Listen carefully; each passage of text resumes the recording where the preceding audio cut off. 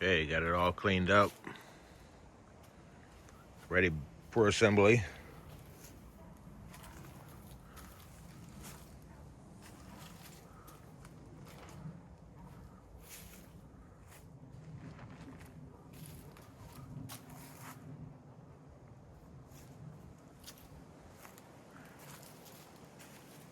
Want to relube some shafts.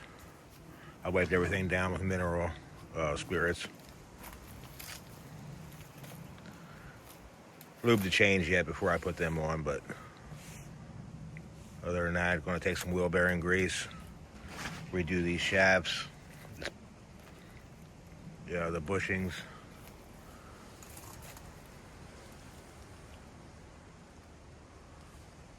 And get everything put back together and see how it goes. The end roller is a little chewed up. Don't know how much that's going to affect it, but it was mainly having problems with the out roller.